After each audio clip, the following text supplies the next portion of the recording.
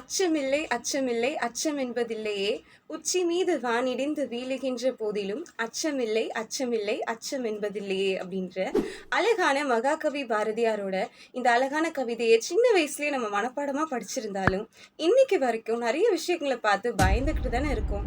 ரோட்ல நடக்க பயம், கூட இருக்கிறவங்களோட சிரிச்சு பேச பயம், விரும்பின காரியத்த சாப்பிடுறதுக்கு பயம், எதிர்காலத்த நினைச்சு பயமோ பயம் இப்படின்னு நம்ம பயத்தோட லிஸ்ட் போய்க்கிட்டே தான் இருக்கு. நம்ம பரிசுத்த வேதாகமத்துல 365 இடங்கள்ல பயப்படாத அப்படின்னு ஆண்டவர் உங்களையும் என்னையும் பார்த்து சொல்றாரு. ஆனா அதே வேதாகமத்துல இன்னொரு பயம் நம்ம வாழ்க்கையில இருக்கணும் அப்படின்னும் சொல்லுது. அது என்ன பயம் தெரியுமா? ஆண்டவருக்கு மாத்திரம் நம்ம வாழ்க்கையில பயப்படணும். அவருக்கு பயந்து அவருடைய வார்த்தைகளுக்கு கீழ்ப்படிந்து நடக்கும்போது தேவையில்லாத பயங்களுக்கு நம்முடைய வாழ்க்கையில இடம் கொடுக்க வேண்டிய அவசியமே இல்லை. ஸோ அவருக்கு மாத்திரம் பயப்படுங்க. பாய். கழுத குட்டினா கழுத குட்டினா இயேசுப்பாவை சுமந்து செல்லும் கழுத குட்டினா